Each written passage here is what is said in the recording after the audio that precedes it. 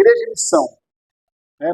E o nosso tema desse ano é esse Igreja de Missão, e fala em João 20, 21, diz assim: como o Pai me enviou, eu vos envio. João 20 e 21. Vamos repetir, irmão, esse tema? Assim como o Pai me enviou, eu vos envio. Está muito fraco, agora você falou para mim, agora fala para Jesus. Vamos lá, irmão. Assim como o Pai me enviou, eu vos envio.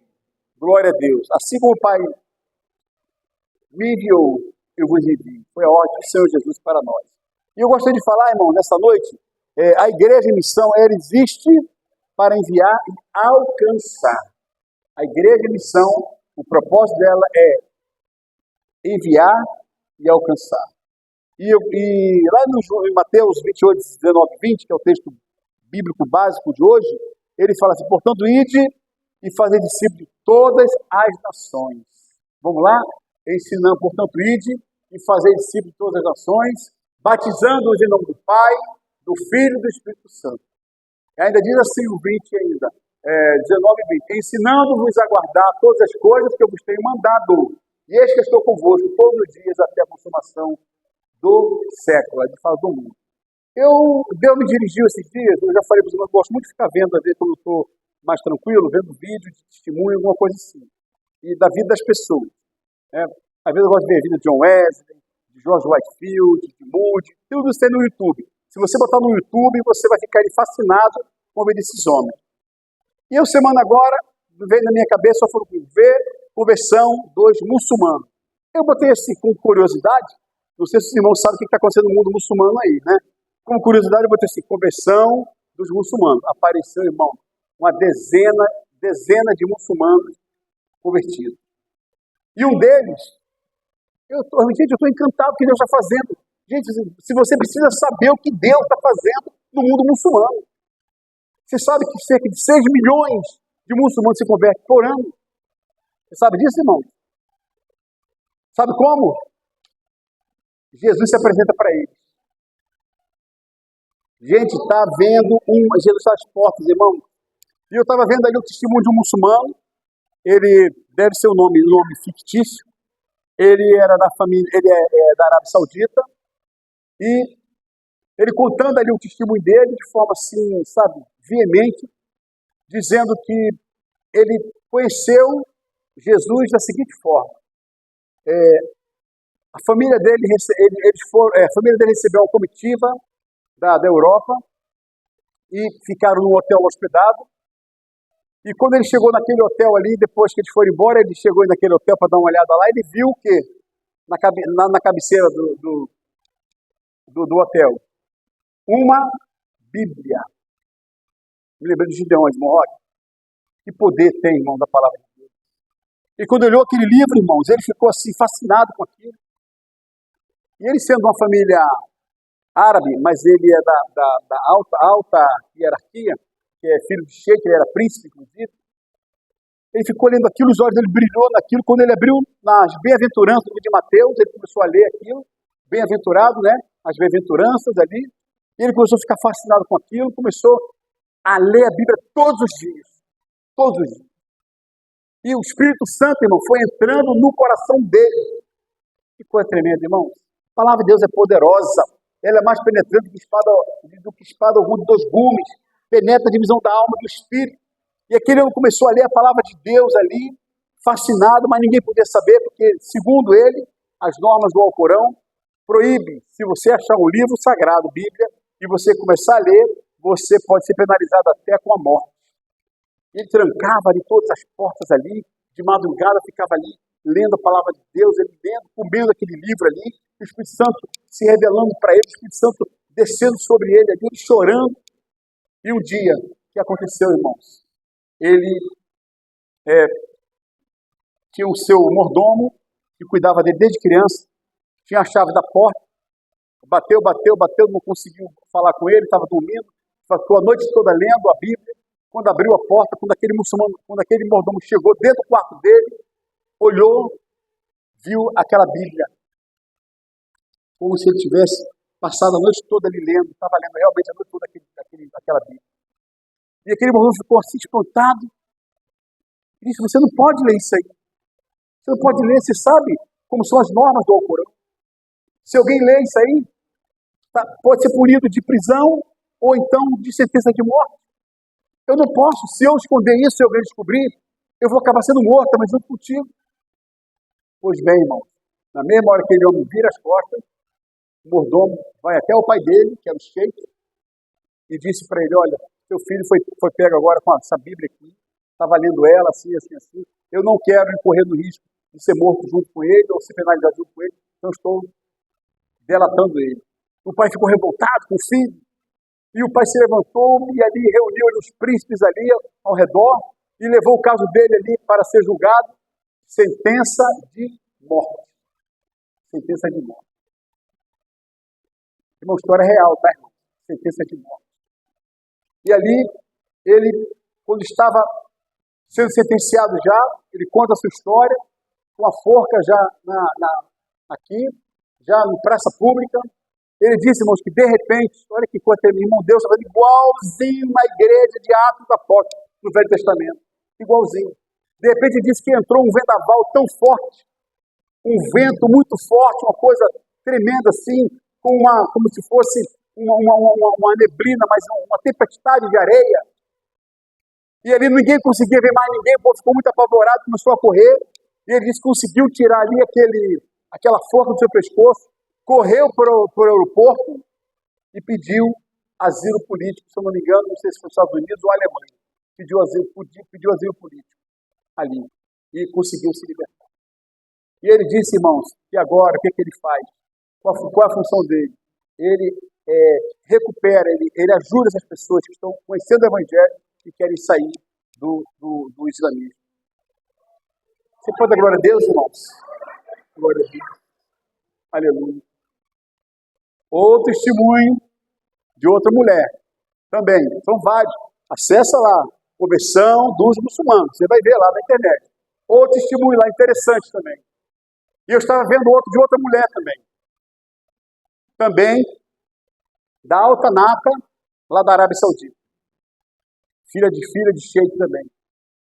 Ela conta um caso parecido com o dele, que descobriu um exemplar da Palavra de Deus e começou a ler. O Espírito Santo entrou na vida dela, batizou com o Espírito Santo, e descobriram depois que ela estava lendo o livro sagrado, a Bíblia, sentenciaram ela e ela estava presa, pena de morte também. E ela disse que Jesus se apresentou para ela, entrou dentro da cadeia, se apresentou para ela. E ela disse que imediatamente, irmão, as algemas dela caíram e as portas foram abertas, todas elas. E ela conta que ela passou em várias portas ali, em várias portas. Passou por várias portas, conseguiu sair, foi para uma embaixada de um país desse, se não me engano, na Alemanha, pediu asilo político e foi embora do país. Irmãos, você pode dar glória a Deus por isso, irmãos? Deus está fazendo isso, irmão, em vários países, em vários povos muçulmanos. E tem outros testemunhos lá que estão na lista que eu quero ver também. E queria que você visse esse testemunho para edificar a sua fé. Irmãos, se nós não formos, as pedras estão clamando. Estão clamando, irmãos. E eu gostaria de dizer, queridos, que a Bíblia diz no texto base, aqui em Mateus, portanto, ide e fazer discípulos de todas as nações. A igreja, irmãos, a igreja, nós não somos um prédio, um evento ou uma agenda cheia. A igreja é um povo em movimento. Amém, querido? Quando a igreja está nas casas, é a igreja em movimento. Quando você está evangelizando alguém, é a igreja em movimento. A igreja somos nós somos a igreja. Isso aqui é o prédio, nós somos a igreja do Senhor Jesus Cristo. Então, querido, quando a igreja para de ir, ela começa a morrer espiritualmente. Sabia disso, irmãos? Quando a igreja para de ir, para de avançar, ela começa a morrer espiritualmente. É como eu sempre digo, chega na padaria, eu quero um pão, não tem pão, não tem o quê? Tem carne. Então na padaria, é açougue. Chega na farmácia, eu quero um remédio. Não tem remédio não, tem carne. Então não é farmácia, ela é o quê? Ela é açougue. Chega na igreja, tem almas? Não tem alma não, são de crentes já convertidos, estão muito satisfeitos com Jesus, muito alegres, vão morar no céu, mas não tem uma alma do Senhor Jesus. Então isso não é igreja, é um ajuntamento de povo. Não é verdade? Então a igreja, quando ela para de ir, ela começa a morrer espiritualmente. Ah, pastor, está muito difícil evangelizar. Pastor, está muito difícil, o povo está muito escandalizado. O povo está sentindo luto. Irmãos, escândalo sempre aconteceu desde a época da igreja neotestamentária. Sempre. Sempre aconteceu. As almas estão sedentas, irmãos. Sedenta, precisando de Jesus. E o Senhor disse assim, querido. Jesus não disse, na verdade, vinde e acomodai-vos. Não, ele disse, ide. Ele não disse, se fica acomodado. Não, ide. Vai pregar o evangelho. Essa foi a mensagem do Senhor para o seu povo, para que nós pregássemos o evangelho do Senhor Jesus Cristo. Missão não é um departamento da igreja. Não é, missão não é um departamento da igreja. Mas, irmãos, a missão, ela nasce no coração de Deus. A Bíblia diz, porque o Filho do Homem veio buscar e salvar o que se havia perdido. Segundo Lucas 19:10.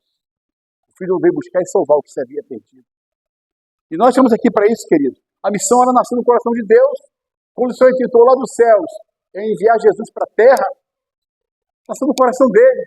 Ele viu que a terra toda estava destruída, que o homem não tinha futuro, o homem estava perdido, indo direto ao inferno. Então nasceu no coração do Senhor a missão. Missão, ela não começou em Atos dos Apóstolos, não. Ah, a igreja começou em Atos dos Apóstolos, a missão. A igreja primitiva sim, mas a missão não. A missão começou lá em Gênesis. Deus sempre esteve atrás do homem. Onde estás, Adão? Adão, como é que está você aí? Está gostando aí do que eu fiz? Está gostando aí da esposa, Adão? Que eu te dei? Ah, está muito bom, Senhor, que maravilha, ótimo. Muito bom, Senhor, que bênção. Tá bom, Adão. E Deus, então, irmão, sempre estava correndo atrás do homem. Sempre. Sempre. Até o dia que o homem pecou diante de Deus. Até o dia que eles caíram diante do Senhor e pecaram diante de Deus. E aí, o que o Senhor fez? O Senhor, então, mais uma vez, o Senhor corre atrás do homem. Adão, cadê Adão? Cadê você, Adão? Ué, Adão, o que está acontecendo contigo, Adão? Ué, por que você está aí vestido com essas folhas de figueira? Devia ser uma folha bem grande, né? Folha de fibra, deve ser uma folha bem grande. O que houve, Adão? Ah, Senhor Deus, porque o Senhor sabe, né, Senhor? Porque eu pequei, gente. Foi a mulher que tu me deste. A mulher que tu me deste, Senhor, que fez esse negócio aí, fez eu cair aqui. Né? Foi a mulher que tu me deste, Pai. Quer dizer, um sempre passa o pecado para o outro. Né? Nunca o homem quer assumir diante de Deus sua vida pecaminosa. Nunca. Então, irmão, sempre Deus esteve atrás do homem para resgatar, para salvar, para redimir a vida desse homem. Então, querido, a cruz é o maior ato missionário da história. Quando Jesus veio para morrer pelo ser humano. A cruz é o maior ato missionário da história. O ato mais lindo que poderia acontecer era o ato da cruz. Então Jesus envia a igreja, né? Jesus envia a igreja, toda a igreja, não apenas líderes. Ah, quem tem que fazer evangelismo são os líderes dos ministérios da igreja. Ah, quem tem que ir atrás das almas são a liderança da igreja, é o pastor da igreja. Eu estava vendo um pregador falando, e ele dizendo assim, que a igreja, na verdade, quem gera almas são as ovelhas. As ovelhas que dão cria. Amém ou não amém, irmãos? Ovelha que dá cria. O pastor, ele cuida dessas ovelhas. Entendeu, irmãos? E alguém fala assim, mas porque a minha igreja não cresce, porque o pastor evangeliza e tal. E ele fala, não, mas quem tem que evangelizar são as ovelhas. As ovelhas que cabem a elas gerar ovelhinhas, filhotezinhos, pequenininhos para Deus. Né? E aí, nós, juntamente com o pastor, com um grupo de pessoas, como estamos fazendo aqui na nossa escola, né, Regina? Vamos cuidando deles, vamos discipulando, vamos ensinando para que eles possam crescer ali espiritualmente até chegar à estatura de varão perfeito e chegar a ser batizado para honra e glória do nome do Senhor Jesus. Então, queridos, o Senhor Jesus envia a igreja, não apenas líderes, ele envia a igreja. Diga, eu sou a igreja. Diga, eu sou a igreja. Eu sou a igreja. É verdade? Então, João 20:21 que nós lemos aqui hoje. Assim como o Pai me enviou, eu também vos envio. Assim como o Pai me enviou, eu também envio a vós. Envio a vocês também.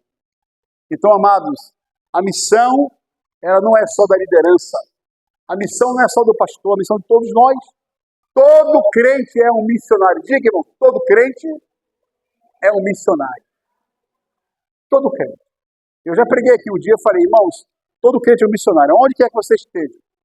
Aonde quer que você esteja, seja no trabalho, seja na faculdade, seja no comércio, seja na família, ali você é um missionário.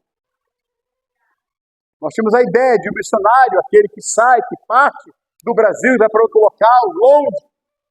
E eu falei aqui um dia que o missionário, coitado, ele ia para longe e às vezes ninguém mandava uma cartinha para ele, que era carta antigamente, né? Ninguém mandava uma carta. O pobre coitado ficava lá no campo anos e anos para receber uma cartinha ou duas cartinhas, era um desespero. Hoje é tão fácil, né? O Zap hoje você se comunica. A Melissa está lá na Itália, todo dia eu falo com ela e com o Lucas. Todo dia eu falo com ele. Todo dia eu falo. Ontem mesmo eu falei com ela, né? Hoje eu não consegui falar ainda. Ontem eu falei com ela, como é que está o clima aí? Está muito frio, muito gelado. Né? Como é que está o clima? Não, pai, agora está melhorando. Mas o negócio estava bravo aqui. O negócio estava estreito aqui. Agora, graças a Deus, está dando 14 graus, 15 graus, está melhor. Então, hoje em dia é muito fácil comunicar com o missionário.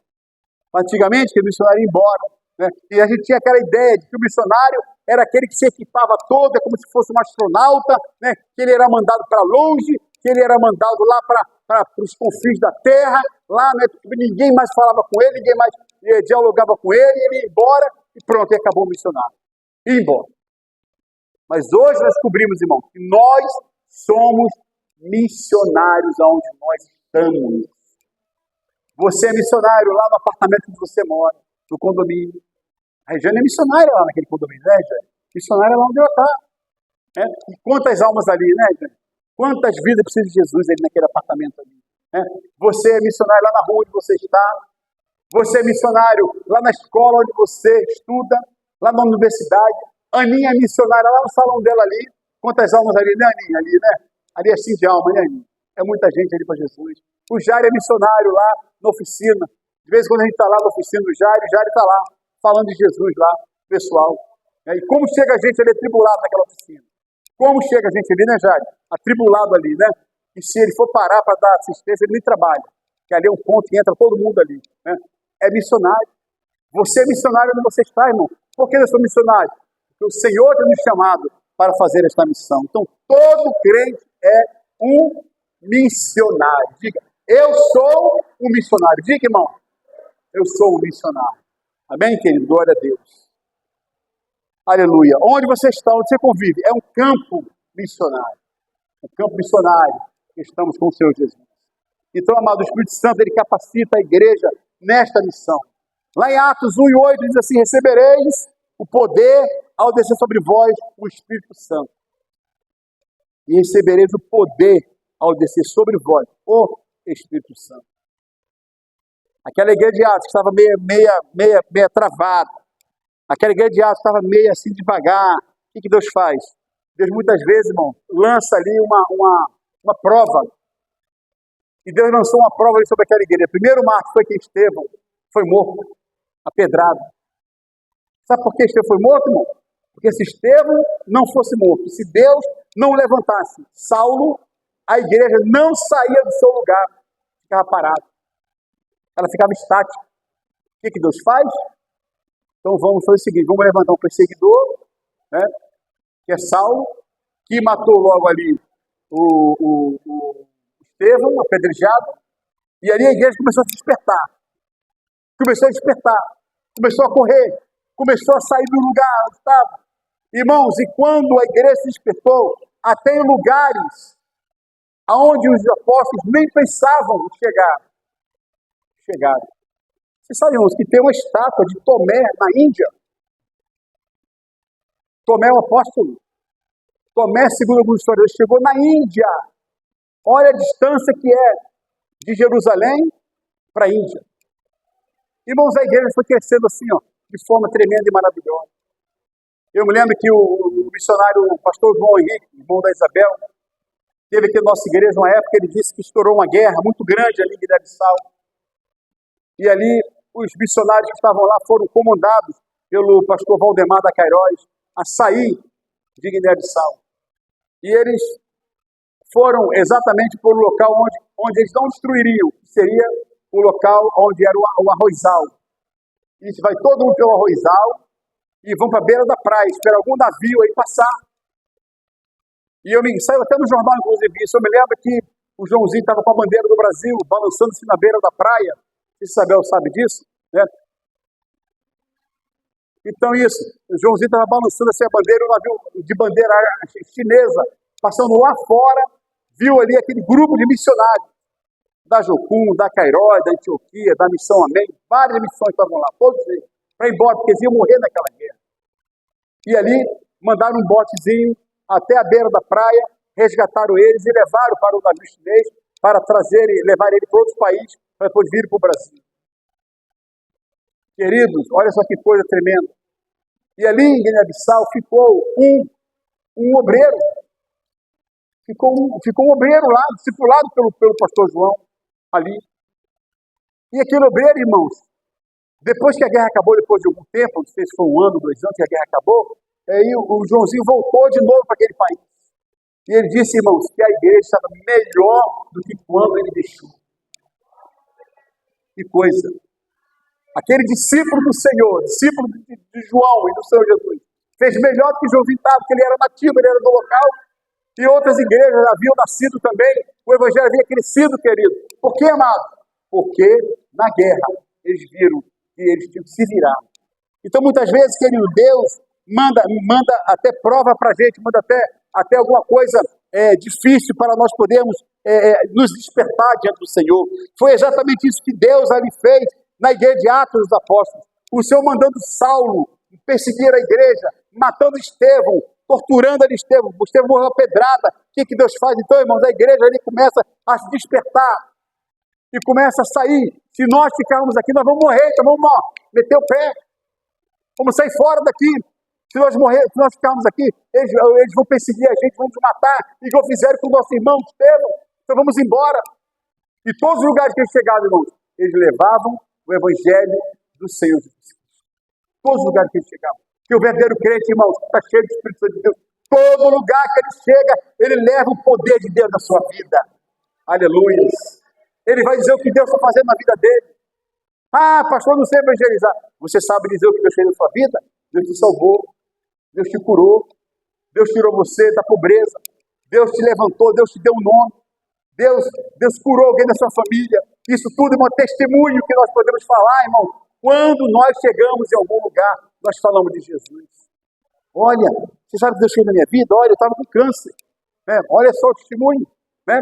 Olha, eu tinha um problema terrível de depressão, de ansiedade. E quando eu aceitei Jesus, Jesus me curou. Jesus me curou porque eu estava ruim, não sei o que seria de mim hoje.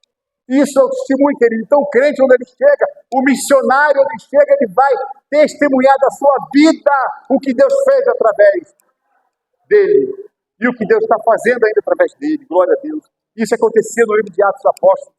A igreja começava a testemunhar, a igreja começava a falar o que Deus havia feito através dele. Irmãos, missão sem o Espírito Santo vira ativismo religioso. Vou repetir para você poder entender, irmão. Missão sem o Espírito Santo vira ativismo religioso. O que é ativismo, irmãos? Todo dia a tua agenda tem alguma coisa. Mas aquilo não muda em nada, não faz nada. É só para você poder ter alguma atividade e ficar em casa. Entendeu, irmão? Estou falando? Amém, irmão? Mas não gera nada. Muitas igrejas têm um ativismo religioso na agenda. É congresso tal, é isso, aquilo, outro. Quando vem uma alma para Jesus. Não vem uma alma do Senhor. Não vem. Isso chama ativismo religioso. Irmão, nós precisamos entender que nós não precisamos de ativismo religioso, não, irmão. Nós precisamos, queridos, é que o Espírito Santo nos ative para ganhar almas para o Senhor. Então, o ativismo religioso, irmãos, é exatamente isso. Missão, sem o Espírito Santo, virá ativismo religioso. Uma agenda cheia, mas sem fruto. Uma agenda cheia, mas sem fruto. Chega durante o dia, durante o mês, puxa, eu fiz isso assim, assim, assim, assim, mas cadê o fruto? Nada. Nada. É igual aquele comerciante que está lá vendendo. Quando ele vai fechar o caixa lá, ele não lucrou nada. Às vezes nem empatou, às vezes perdeu. Perdeu, né? Mas, meu Deus, eu vendi tanto aqui, trabalhei tanto, ralei tanto esse mês, estou até magro de tanto trabalhar, passei fome porque às vezes não tinha nem como almoçar, de tanto trabalho, e agora eu estou vendo aqui o lançamento que eu estou fazendo, não ganhei nada, não ganhei nada. Assim acontece com muitas igrejas. Ativismo religioso. O ativismo religioso nos deixa ativos, todos os dias trabalhando, todos os dias com a agenda cheia. Mas cadê o fruto? Cadê o fruto? Não tem. Não tem o fruto, irmãos. Então, vou repetir de novo, queridos. O que a Bíblia diz? Missão sem o Espírito Santo vira ativismo religioso. Uma agenda cheia, mas sem fruto. Mas quando o Espírito Santo entra, amado, aleluia, e até gente simples, sem ter muito conhecimento, impacta as nações. Quem era o pai das missões modernas? O pai das missões modernas, né, ele foi um homem auxiliar de sapateiro. Agora esqueci o nome dele. Fala aí, Ramo Rock. William Carey, isso. Amém, obrigado. William Carey. William Carey foi eu sempre pergunto na enciclopédia ali, né, que a mente dele é boa para isso. Lê muito também. Então, William Carey, ele foi o pai das missões modernas. Homem simples. Simples. Quando ele apresentou o plano de Deus para a humanidade, que as igrejas naquela época só evangelizavam o seu próprio país, seu próprio bairro, não se espalhavam. Se não me engano, isso foi no século XVIII. E ele falou assim, não, nós temos que ir para outros povos. A Bíblia diz que nós temos que evangelizar de outras nações. Nós temos que sair daqui, desse local. Mas não pode, quase bateram nele. Aí falaram para ele, quem é você? Você nem sapateiro é, você é um auxiliar de sapateiro. Olha, irmãos, jogaram na cara dele que nem sapateiro ele era auxiliar de sapateiro, aquele homem. Mas, irmão, Deus levantou aquele homem de forma tremenda e poderosa. E aquele homem começou, irmãos, então conseguiu um apoio de uma denominação onde ele estava, e enviaram ele para a Índia, William Carey. E a Bíblia diz, irmãos, a biografia dele, depois você vai ver o filme dele, você pode acessá-la no YouTube. Eu gostaria muito que você acessasse esse filme no YouTube, se tem YouTube em casa, bota o William Carey lá, você vai acessar e você vai ver depois a biografia dele. Aquele homem, irmãos, fez um trabalho revolucionário na Índia. Algo tremendo. E a história dele conta, diz que no final da sua vida ele chegou a ser reitor de uma faculdade na Índia. O homem falava vários idiomas. O homem revolucionou o evangelho naquele lugar. Então, por quê? Porque aquele homem estava cheio do Espírito Santo de Deus. Amados, com o Espírito Santo de Deus, irmãos, até a gente simples, até a pessoa simples, ele vai impactar as nações. Glória a Deus. Aleluias. E afinal da vida daquele homem, você olha, quando ele voltou para a Inglaterra, ele é cheio de frutos para Deus. Uma mão cheia de frutos. Aquele homem impactando as nações ali. Aquele homem já falava vários idiomas. Se tornou reitor da faculdade, um homem simples, que não tinha cultura na época. Depois ele chegou a estudar, depois ele chegou a evoluir. E a Bíblia e a história dele conta que ele chegou lá na Inglaterra, as pessoas nem conheciam mais. Um homem culto, um homem inteligente, um homem que tinha vários frutos para Deus. Muitas igrejas ele fundou lá naquele continente, lá na Índia ali. E hoje o Evangelho da Índia, irmãos, agradece muito ao William Carey. Agradece muito aquele homem que esteve lá. Então, por que, querido? Porque o Espírito Santo, até gente simples, impacta as nações. Até a gente simples vai impactar outros também, para honra e glória do nome do Senhor. Você pode dizer amém, irmãos? Glória a Deus. Então, querido, a missão não depende da nossa capacidade. O Joãozinho, por exemplo, é uma pessoa simples. Isabel sabe disso, né? Simples, Joãozinho foi criado com a gente. O missionário João Henrique, simples. E quando ele estava assumindo a Carola, ele falava para mim assim, Jefferson, não tem condições de assumir isso não, rapaz. Eu não tenho know-how para isso não. Não tem não. Você vai ver lá, Carol, Jesus, que bênção. Nunca preparou tanto missionário. Falando comigo um dia dele, falou, pastor, o Jefferson nunca preparou tanto missionário. E agora eles estão fazendo a Kairos Kids. Estão fazendo agora um acampamento para crianças. Ali ficam 3 dias recebendo a, a, a mensagem de missões. Por quê, amado? Se você vai agora da escola de samba agora, você vai ver lá a escola de samba mirim. Os pequenininhos já estão vestidinhos, já com a sua gravatinha, seu terninho, já estão com o pandeirinho na mão, já tem ali as portas-bandeira mirim, já tem os mestres de sala mirim, já tem os blocos deles de pequenininho também, tudo sendo treinado. Por que quem da igreja também não faz isso? Nós precisamos aprender com esse pessoal. As crianças pequenininhas já, tudo sendo treinadas já. Para amanhã, quando os idosos já indo partindo, já tem as crianças para assumir o lugar dele. Então, querido, a missão não depende da nossa capacidade, mas depende da nossa disponibilidade. Amém? Diga comigo essa noite. A missão não depende da minha capacidade, mas da minha disponibilidade. Quem está disponível aqui para Deus, diga amém, irmãos.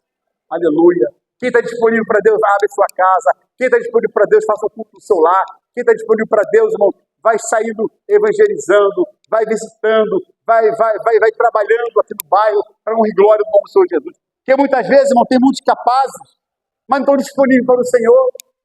Eu não, eu sou letrado, não, eu sou doutor, não, eu sou bacharel, não, eu estudei tantos anos seminário teológico, né? Não está afim de fazer a obra do Senhor. Não está afim. E a vida que ele é simples, e não tem nem teologia. Não sabe nem, muitas vezes, falar de Jesus. Mas ele tem uma vida cheia do Espírito Santo. Cheia. Você olha para ele, você sente a unção de Deus, sente a glória de Deus na vida dele. Glória a Deus. Deus não chama os capacitados, mas Deus chama os disponíveis. Amém, querido? Deus não vai chamar os capacitados. Chama sim, mas Deus chama quem está disponível para Deus. Está querendo dizer sim para Deus. Glória a Deus. Então, querido, a missão da igreja é esta. A igreja de missão rompe também o conforto. Enquanto a igreja estava reunida, o Espírito Santo disse: separar-me a Paulo e Barnabé para a obra que eu os tenho chamado. Missão, irmãos, evangelismo exige renúncia, exige sair da zona do conforto. Eu não fui, mas eu vou no próximo, em nome de Jesus. Vi os irmãos aqui subindo o morro aqui, ó. Que coisa linda. Pessoas de missões aí, outras pessoas também. Fizeram no culto da rua, pararam ali, evangelizaram, falando de um sol a pino. Glória a Deus, está chovendo. Glória a Deus, porque aquele calor estava matando a gente. Ela estava triste. Um sol a pino, um sol enorme ali. O que aconteceu, amados? Eu vejo o povo descendo ali suave. Todos saem da sua zona de conforto. Missão, evangelismo exige renúncia, exige sair da zona de conforto. Às vezes custa tempo, custa recurso e às vezes custa até reputação nossa. Né? Uma igreja, irmãos, confortável, ela nunca será uma igreja relevante. Nunca. Confortável, quero dizer, nós como igreja, estivermos sempre olhando o nosso conforto, nunca seremos uma igreja relevante. Não é verdade? A missão de Jesus, né, ela continua até Jesus voltar. Amém, irmãos? Até Jesus voltar. A Bíblia diz que este evangelho será pregado em todo mundo, em todo mundo. Então virá o fim. E todo mundo, todos vão ter que ouvir o evangelho do Senhor Jesus Cristo para que o Senhor Jesus Cristo venha buscar o seu povo. Glória a Deus. Foi em Augusto, ele contou uma certa vez que a Coreia do Norte, eu não sei se ele conseguiu ver os seus parentes, eles foram criados na Coreia do Norte. Foi o Sul. Depois, quando houve aquela cisão, Coreia do Norte e Coreia do Sul, ele disse que ele veio para a Coreia do Sul e os seus parentes ficaram na Coreia do Norte. Lá. E vocês sabem que tem uma barreira lá. Quem está na Coreia do Norte não pode passar para a Coreia do Sul e quem está na Coreia do Sul não pode passar para a Coreia do Norte. Eles são dois países irmãos inimigos um do outro. Eles são inimigos um do outro. O que a Coreia do Sul faz para evangelizar a Coreia do Norte? Bota num balão um pendrive, solta aquele balão vai, cai lá do outro lado, aí o pessoal vai, pega o pendrive e bota no computador para poder ouvir a mensagem do Evangelho. Que até o computador lá é cortado. Que situação, irmãos. Bíblia, se for achado com Bíblia, paredão, morte. Eles não querem. Lá, na cidade, lá tem 2 bustos lá, do pai do atual governante e o governante atual ali. Todos que passam por ali, todos, tem guardas olhando. Tem que se curvar. Se não se curvar, irmão, é preso e vai para o paredão. Quando olha aqueles bustos ali, tem que se curvar, reverenciar e sair de cabeça baixa e caminhar. Se não dobrar, se não se curvar diante deles, pena de morte. Pena de morte. Então, o Poiguchu fala que a maior tristeza dele, irmãos, é que ele teve a família dele toda na Coreia do Norte, praticamente. E ele era da Coreia do Sul. Então, amados, a Bíblia diz que esse evangelho do reino tem que ser pregado em todo mundo. Ainda há povos não alcançados, ainda há famílias inteiras sem Cristo, ainda há cidades inteiras clamando por esperança. Enquanto houver alguém sem Jesus, a nossa missão não terminou. Amém, queridos? Então, a pergunta que eu quero fazer nesta noite para encerrar, irmão. A igreja não pergunta quem vai fazer, né? Ela pergunta, eis-me aqui, envia-me a mim. Amém, queridos? Vamos ficar de pé em nome de Jesus, ficar de pé em nome do Senhor. Eu quero orar por você nesta noite. Gostaria muito que você colocasse a mão no seu coração agora em nome do Senhor Jesus.